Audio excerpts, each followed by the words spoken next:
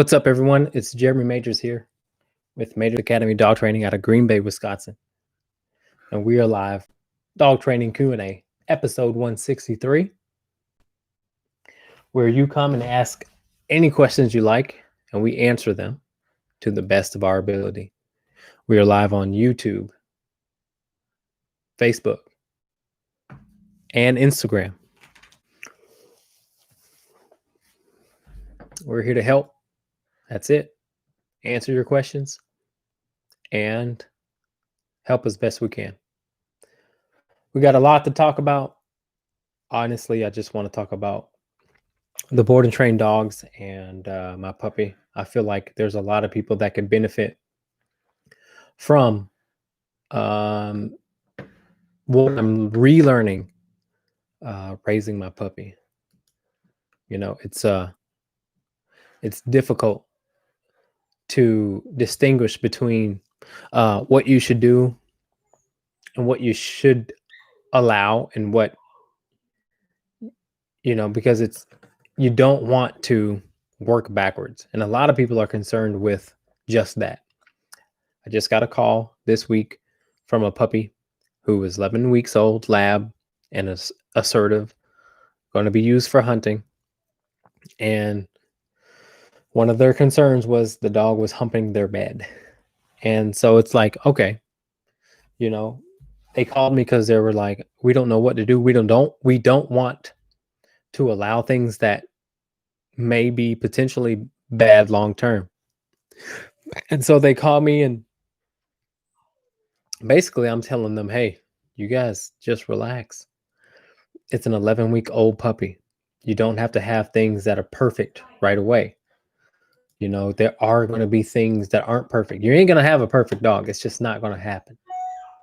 What you don't want to do is discourage the puppy from being themselves, because a lot of people can really hammer on a dog.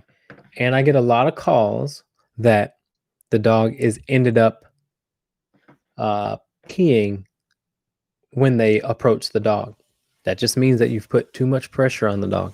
You need to allow the dog to be the dog, and you need to be okay with having the dog mess up in your house. Everyone wants the perfect dog really quickly, which means they are really adamant about not allowing the dog to go pee and potty in the house. And it's like, dude, it's okay if you have a mistake every now and then. It's not, there's just going to be mistakes. And allow the dog to have mistakes.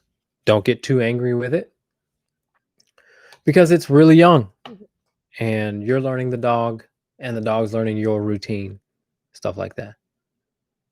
So, all right, just got a question in. Let's see.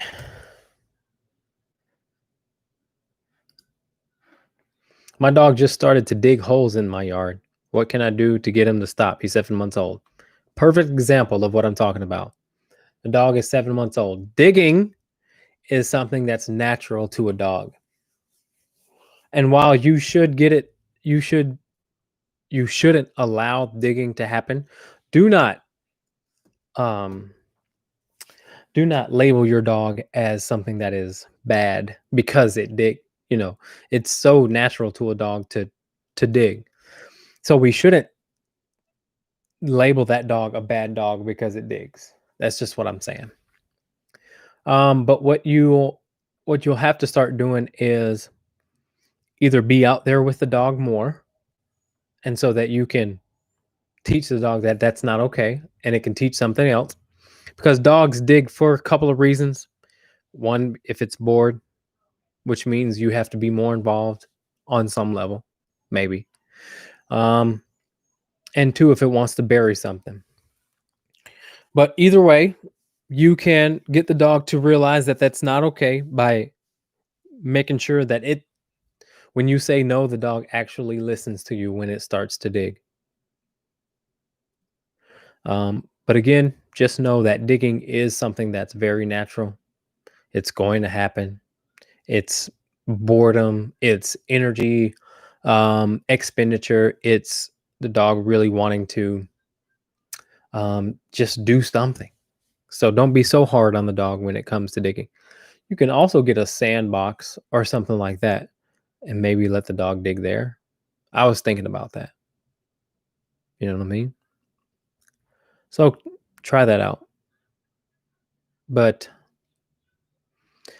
my dog, I mean, all my dogs do that. I mean, I'm not necessarily too hard on them. Again, it's like, of course, I'm not letting them do it chronically, but um, they just kind of do it. It's not something that I'm so totally a Nazi about. It's not something that I'll, you know, be very angry about. I will be, but I'm not going to be totally angry about.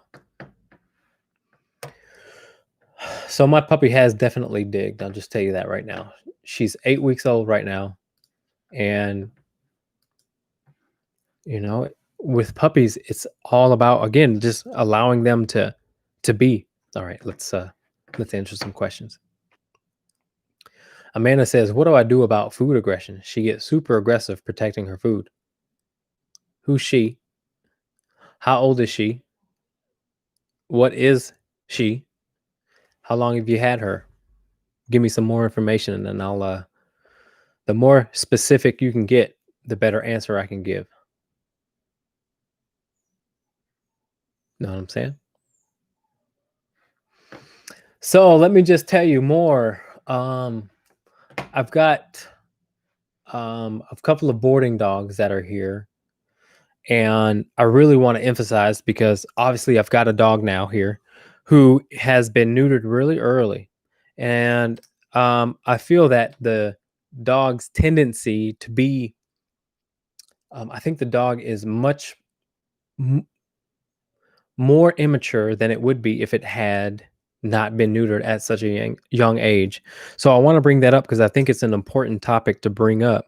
When you rescue a dog or when you even just buy a dog, um, the research is now pointing towards not allowing the dog to be neutered until after a year, until that testosterone has really allowed for males, has really played its course, has really ran its course in a dog's body, to fully mature it. Because I posted up a comparison between litter mates of one who got neutered before 5 months and then one who got neutered after a year or so. And the difference is pretty revealing that the dog who got neutered at a young age still looks like a big puppy.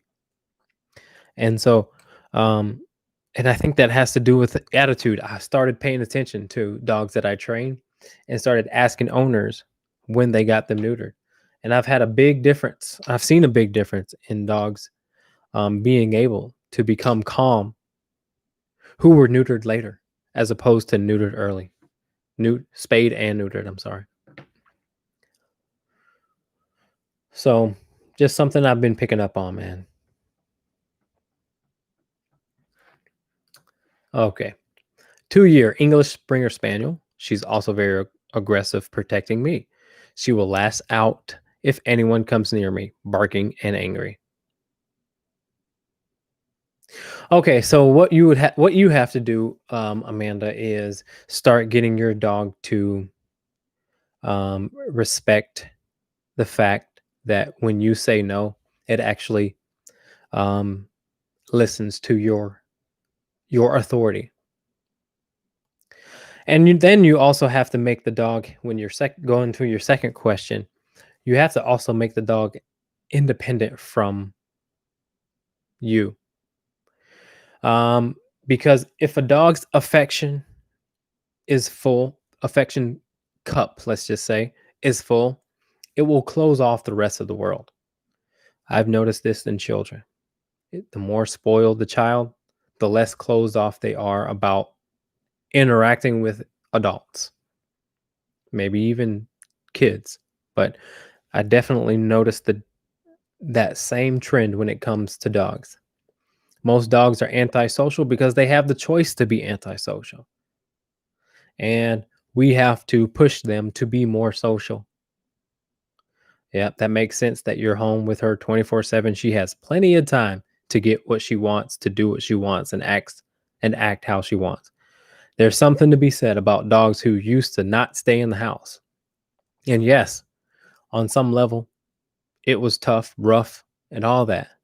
But on the other hand, the dog didn't have all that time to wiggle itself into being a brat. And so I would say my advice to you would be to not allow the dog to follow you anywhere. Here's the deal about a dog who closes off, who is antisocial, who closes off the rest of the world. You don't want to allow the dog to indulge itself in any obsessive behavior. You want to be able to give the dog the freedom of that obligation to be obsessive of any behavior, whether that be barking, whether that be jumping, whether that be lashing out, whatever it may be. If the dog is doing something and you have no control over it, and obviously she has no control over it, you want to intervene because that dog is in reactive mode and that can go down a dangerous road of becoming aggressive. And so I hear people say, I don't want to be mean to my dog. Well, no one wants to be. Um, but let's define what mean is. Is tough love mean? Okay, then so what? What you have to do again, our goal is to be able to have a dog that you want. And the dog that you want to be social with strangers or whoever you let into the house. Obviously, if the dog is okay disrespecting you with the resource guarding, then you got to address that first and foremost. But start picturing the dog that you want, and then with it just you and the dog at home, that's when you can address most of the issues, if not all. Because if the dog, let's just say 23 out of 24 hours, the dog gets to do what it wants. And then 1 hour of the day, strangers come over and you actually want the dog to listen. It's not going to happen. So you want to make sure you're holding that dog's behavior accountable when it's just you and the dog, so that long term wise, you can start to see the benefits of that. I hope that makes sense. Dog's probably just a big brat, sassy. Just wanted to say I work at a humane society working with dogs, walking, playing, socializing, teaching manners. Appreciate your information. Thank you, Valerie. I really appreciate that. Which humane society do you work at? Okay, so I just posted a video up of my dog um, and I working on a few things, and I want to kind of go through that video or just kind of diagnose what was going on in that video, because there's a lot of things to unpack. It doesn't look like a lot, but it's a lot. It's a lot to and I think it's good information to share. She's terrible. Thank you so much. You're welcome. Um, so in that video I posted about me and my puppy, 8-week old, and I just introduced a long leash. I just introduced the whistle, the come with a whistle, and I just introduced the dog to a or what do you call those things? I don't even know. A dummy, a toy. I wanted her to bring it back to me. The day before, I just worked on the dog coming to me and name proofing. So when I say the name, the dog comes and it gets a treat, something like nice like that. But what I'm doing here is feeding off the dog's excitement.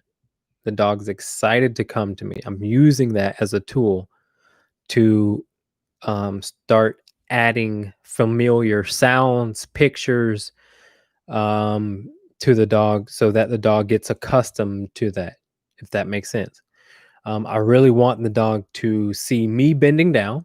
with a high pitched voice, and then at the end, getting some treats and some loving. All right. That's how you start really shaping that recall.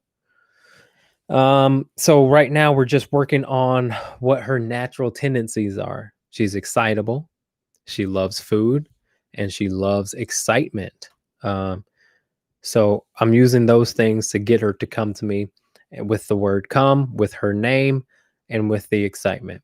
So then the next day I added a leash because I just wanted her to get used to wearing the leash. And I'll post that video up soon. But I just wanted her to get used to wearing the leash. And I also wanted her to get used to the whistle and the command, come.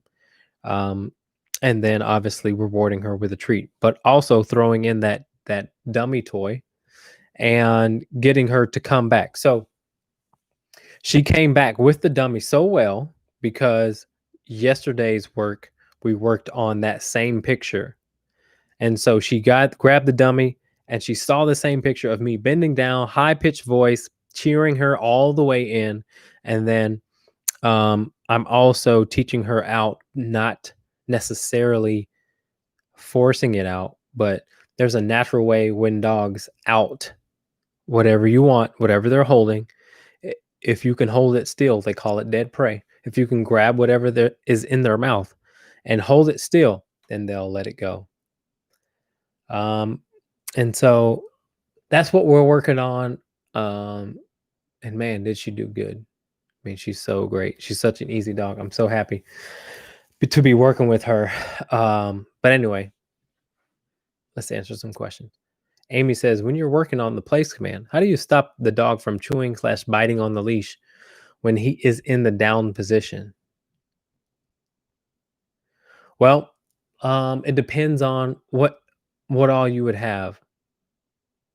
Um, so the easiest way is if you have the e-collar on along with the leash on, then you can just press the vibrate button and the dog will stop it. And then you tell the dog to stop or down. But you can also just tell the dog no.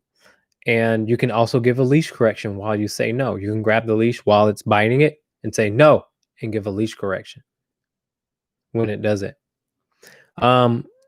So that's kind of a general answer, but um, those are the things that I would do. Um, just simple leash correction or e-collar correction. That's what I would do. Mallory says, at what age do you start the working walks? That's a good question. It depends. In general, maybe 4 months. Or it depends on the intelligence of the dog. If I know the dog is smart enough to handle being able to be corrected, or being able to distinguish between what I want from the dog um, and working through their own stubbornness, then I feel okay. It just depends on the dog and the breed. But around the 4-month mark is a good indicator when you can actually start telling your dog no. And that's a good point. That brings up a good point. When you're raising a puppy,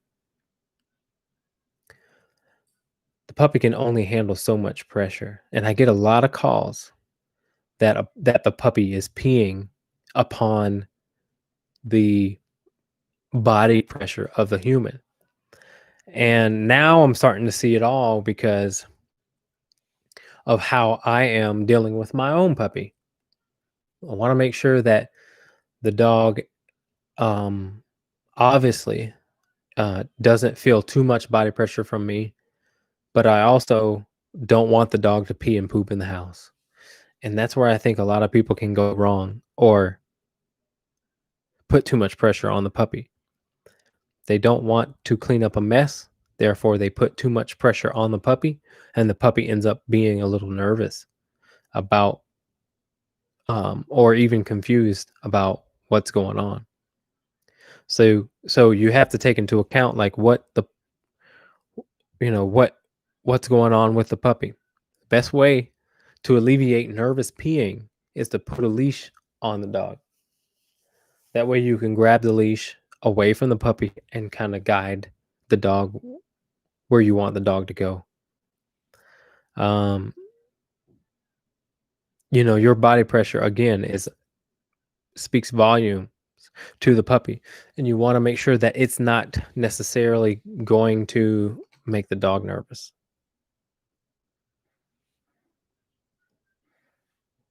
So,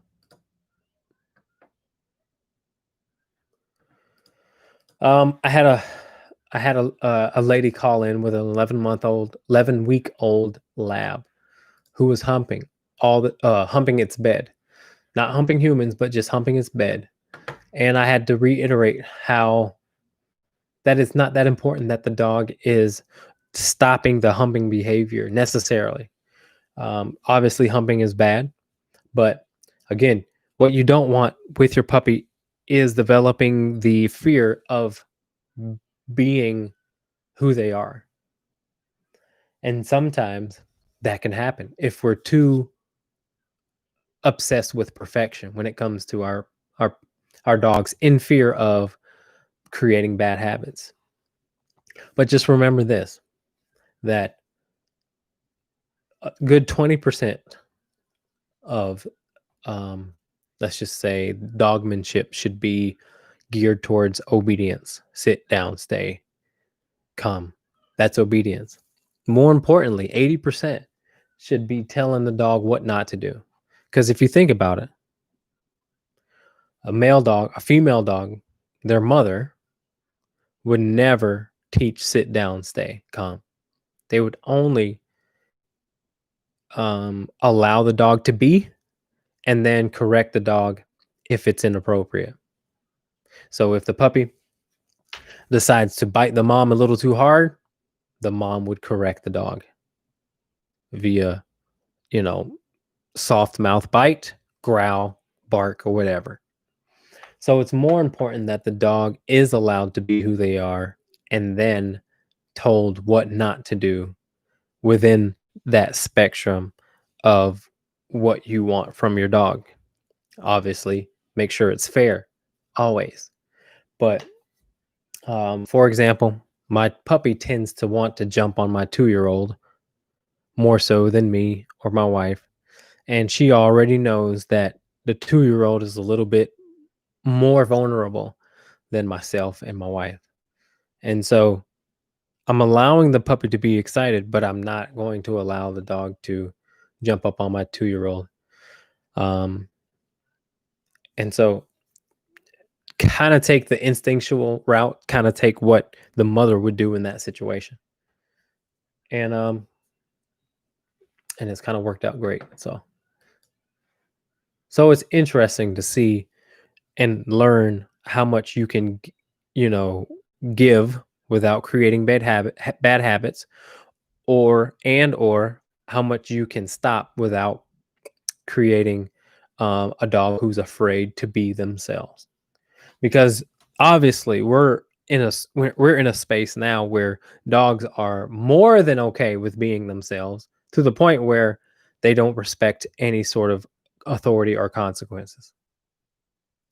Um, and so there's got to be a nice balance of um, knowing who the dog is, allowing them to be who they are, but also within a sort of box of what good behavior is, because um, we can expect dogs to behave in that certain box, but if we don't have that box and they're allowed to jump out of it, then they're allowed to do what they want, and that's the more dangerous dog. Jet says, my grandma was wondering why her dog doesn't come on command. The dog doesn't come on command because she doesn't, the dog doesn't believe that when your grandma says come, that it actually has to come. That's why. Uh, yeah. Anyway, that's a good question. But anywho, um, man, let's just talk about that for a second. There's another. I had another caller who called me today, and wanted to improve their recall. And when it comes down to it, your dog either believes you or doesn't. Are you willing to go get the dog when you say come and it doesn't come? If you're not willing to do that, the dog's not going to come to you only if it wants, or only when you have a treat, or only when the dog's appetite is good enough to where it wants the treat. But if there's a distraction and the dog's appetite is suppressed because of the distraction, dog's not going to come. So bottom line, are you going to go get your dog after the dog has said, "Nope, I heard you, but not going to come"? So it takes you being more stubborn than the dog for for the dog to realize, because if the dog realizes that not listening to you is on some level disrespectful, and you're going to go get the dog, or the dog knows you're going to come after the dog, then the dog will gladly come. I do that with every single dog that comes through here. I'm just not allowed. I mean, I'm not going to tolerate the dog saying, "Nope, not doing it. I don't even hear you. What did you say?" So I'm going to go get the dog. That's it. Consistency. The problem is most people aren't willing to go and get their dog after you've said, "Pooches, come. Come on." Now the dog is still sniffing around. You've seen that the dog has peed and pooped, or you've given it enough time, and you're calling them 10, 20 times, and they still haven't, and they still ignore you. It's cold, the door's open, it's snowing, it's raining, and you're just like, "Oh my God, I do not want to go get this dog." But you got to go get him anyway. So that's that.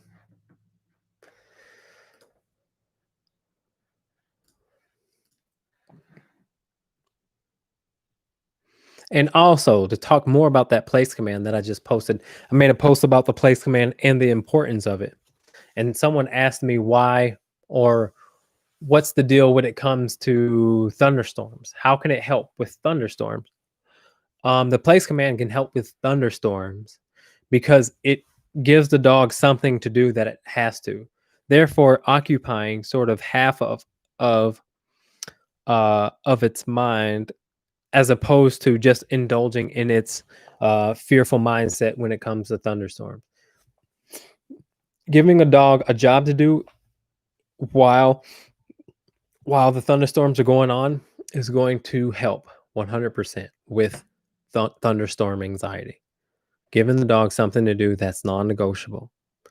The place command can be a safe space within your home, and they should feel comfortable with it. If you give your dog that, it's a very good thing for a dog to have. When you can have the ability to say, "On your bed, place, go to your bed," whatever you want to call it, it really is beneficial to the dog if they're working with any sort of anxiety, uh, because you're giving them something to do that will alleviate the need to give in to their anxious behavior. All right, Dan says, any suggestions for working with a dog that is really no longer treat motivated? She was when she was a puppy, but she is now 3, and we've tried several treats, and none really get her excited enough to get her attention anymore. Uh,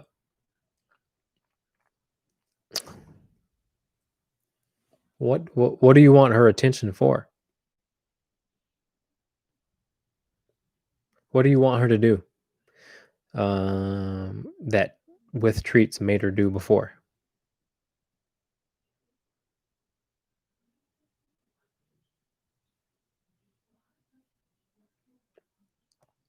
Come, go in the kennel, things like that.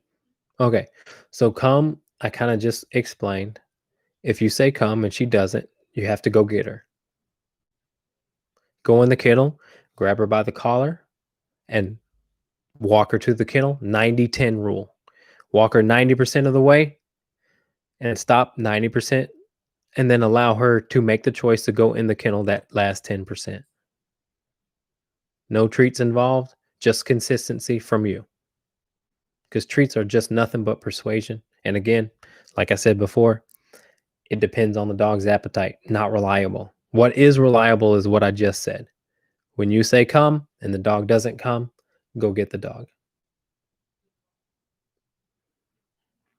And when you bring the dog into the kennel, if the dog knows that not any attempt to not be in the kennel doesn't work, the dog's going to go. Bottom line, you got to get the dog in the kennel. It's best if you bring the dog 90% of the way, hold it by its collar, and then you say kennel up or in or whatever you want, and the dog then walks in there on its own. So again, the best way to do that is to bring that dog in there, right? Bring the dog to the kennel. And then you say kennel up, and the dog goes, okay. Or if it doesn't, give a little like this, kennel up, and just shove just a little bit. Not hard or anything like that, just enough. And then you want the dog to walk on its own, basically. So then the dog is choosing to go in there as opposed to shoving the dog all the way in there. And then again, dog knows it's got to happen every time. It'll gladly walk right in there when you say kennel up.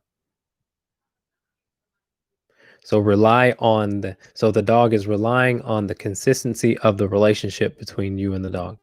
How valuable are your words to the dog? How valuable are your commands? That's the reliable way. It takes work though from us. It takes work from us to be a little bit more stubborn than the dogs need to not listen to you.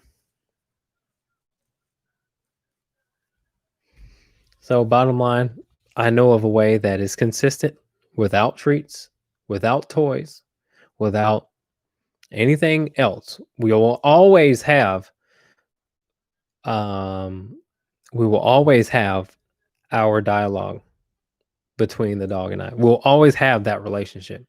So let's rely more on that because it's reliable. Takes a little bit more work, but it's more reliable. It's not the easy way, but it is the best way in order to get your dog to listen to you. And as a result, your dog gets to do more things.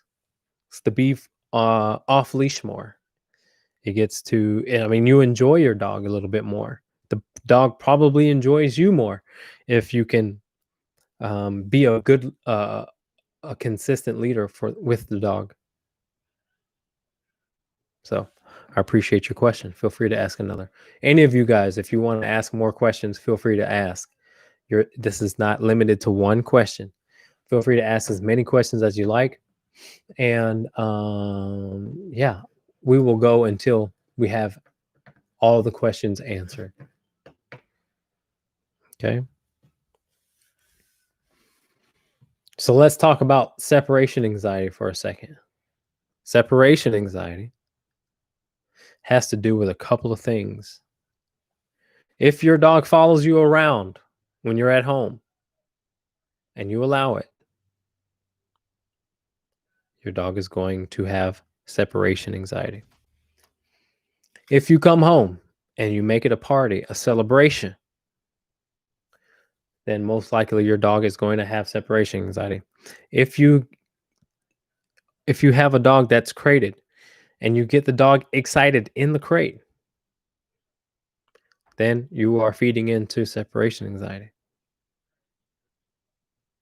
Separation anxiety has to do with codependency. So the goal should be to have some sort of autonomy between you and the dog. The dog should be able to go outside and not whine to come back inside right away or anytime for that matter. Allow the dog to enjoy the outside separate from you. And then you determine when to let the dog in. All right, Amanda says, any suggestions to calm a dog for grooming? I've tried doggy CBD oil. She won't calm down.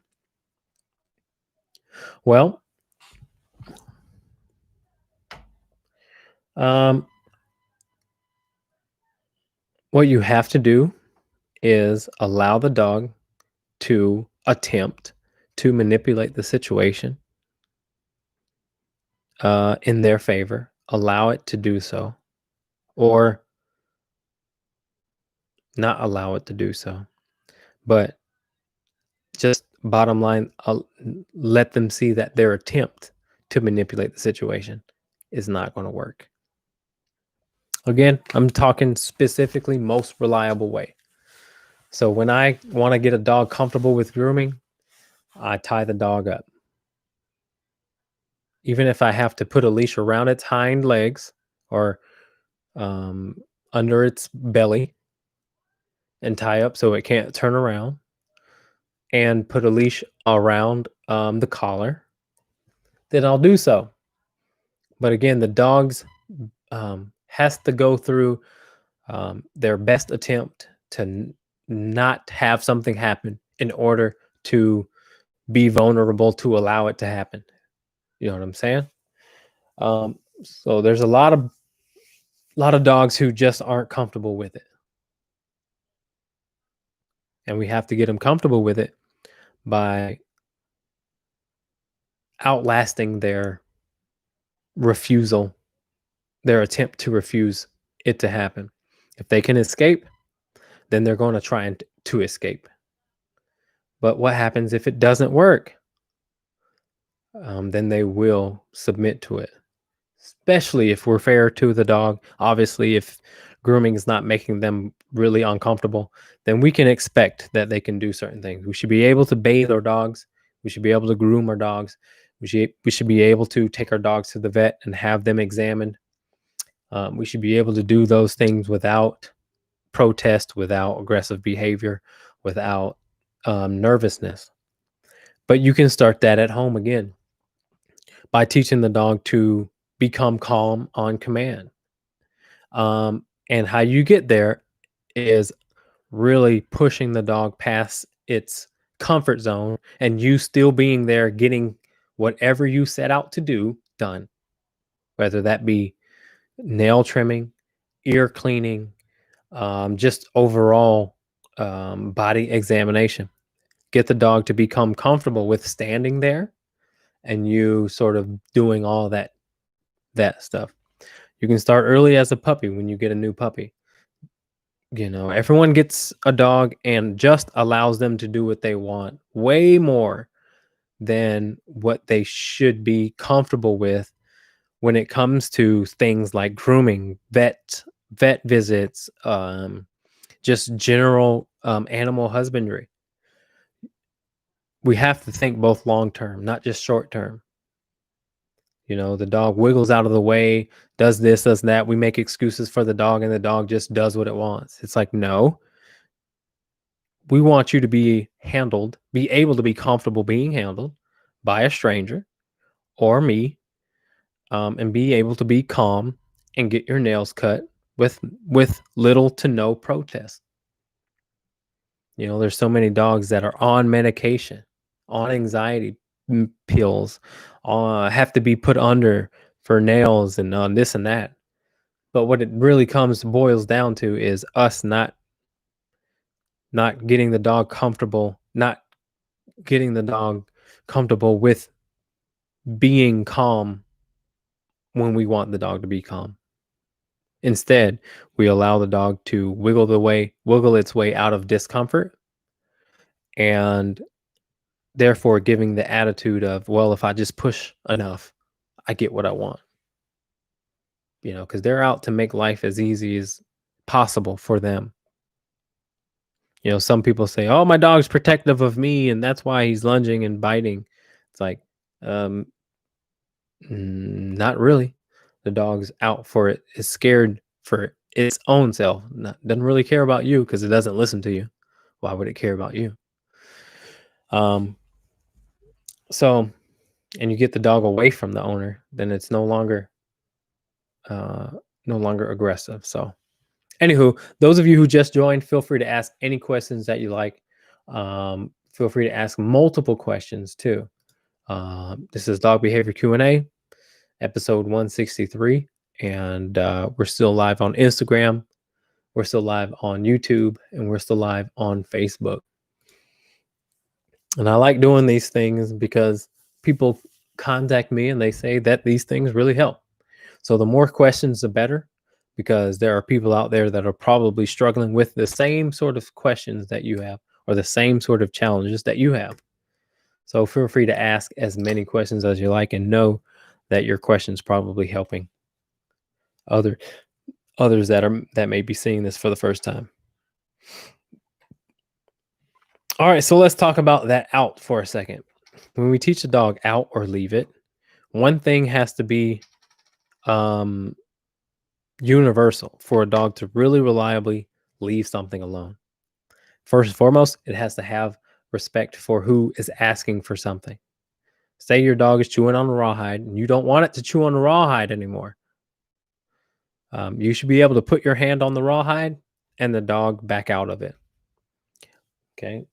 You should be able to grab the dog's food, and the dog don't give you the dog does not give you any grief for doing so. You want to have that. That's a good skill to have. I remember training a dog. I think it was a cattle dog that grabbed a raccoon carcass, and whenever the owner would try to let it go, it was a dead raccoon, dude. It was roadkill. And whenever the owner tried to get the raccoon from the dog's mouth, the dog would try and bite the owner. And so, if you really don't want your dog to pick up something that it shouldn't really have, you gotta have a good out command. But the out command isn't something you train more so than some level of respect that you earn. Um, and so, if the dog challenges you, then it should meet a consequence for doing so. You don't want the dog to bite the hand that feeds you, that feeds it. That's a good rule of thumb when it comes to resource aggression or resource guarding. Start with something that the dog doesn't care much about, like a toy or a tennis ball or some low level resource. And then you can get to the big kahunas like food or whatever. But you don't want to end up dropping that Advil bottle and your dog swiping up those pills and you have no control whether the dog's going to do so or not. It's good to be able to say no, leave it out, and the dog actually do that, because obviously those pills and whatever aren't good for the dog. So that out command, again, it's called dead prey. And dead prey is when you grab something that you keep it still. You ever notice a wolf pack or a bunch of wild dogs, when they are trying to resource guard something, they're not moving. They become very still. Then that's what you got to do. They become very still when they want to possess something. And so just this morning when I was working with Tina, I would grab the buoy. I think it's called a buoy. And I would freeze my hand. And every single dog, given enough time, if you grab it, say this is their mouth, and you grab their toy and you hold it there and you can actually keep it still, their mouth will go like this and they'll out naturally. So keep that in mind. Try that with your dog. You know, if you play tug of war with your dog at all, try that tonight. Try playing tug of war, and then all of a sudden just keep it still as possible. And then watch your dog's mouth go like this. I'm trying to show it on Instagram too. So the dog's mouth will go. It might go slow. They even might do this if you move it. But you keep that thing still and they'll go out. And then as soon as their mouth outs, you say sit, and they'll go and they'll sit. And then once they sit, you can give them that reward again. But give that a shot. Whoever whoever plays tug of war with their dog. 1.5-year-old Chow lives with us, and on one other older Chow who he is fine with. Having a hard time figuring out where to start to help correct his fear anxiety and aggression towards everyone. Any advice? Took him to the vet today for an allergy test. Was a huge chore, just like every other time, to bring him somewhere with strangers. So what you have to understand is that Chow. See, Chow is an Asian breed, so they're more bred to adapt to a different culture. Our culture of dogs is, oh, let's get along with anyone, everyone. But that's more of an Asian breed, and you are going to have more challenges with a dog who comes from that sort of culture, who is bred for that culture. And so they're naturally going to be not as social as labs, golden retrievers, dogs that originated in America. So that being said, though, aggression towards everyone. Any advice? Yes. Do not allow the dog to have the chance to be aggressive towards everyone. Keep the dog on leash and keep people away from the dog for a while. That could solve it right there. And let me emphasize, could. It could solve it. Doesn't mean it will. But the dog needs a break from the obligation of being interacted with from people. And you need to give the dog a break from the obligation to address people it doesn't want to interact with. And so you putting the dog on leash keeps that from happening. And then you keeping people away from the dog keeps the other from happening. And give it 10 minutes. See how the dog is afterwards. If the dog is affectionate, then you want to start being less giving to the dog in order for the dog to be more likely to be open for affection from others. So, I don't know this Chow. I don't remember the last time I've even trained a Chow, but I know that they are tough dogs.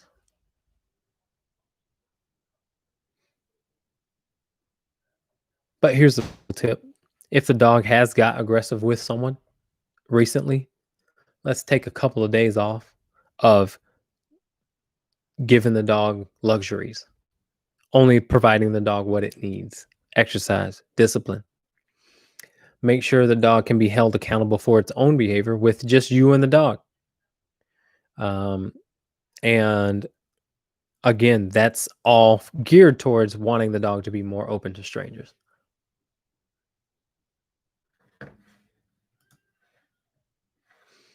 So that's that. All right, guys. Well, I don't see any more questions. I think I've got them all. I appreciate you guys for watching. Please feel free to give me a thumbs up, like, subscribe, heart, follow, I don't know, whatever. We'll see you guys next Thursday, same time, 8 p.m. Central Standard Time. Tell your friends, tell your mama, and tell your boyfriend, girlfriend, or whatever. Bring your questions about dogs. All right, let's discuss. Take care, and we'll see you next time.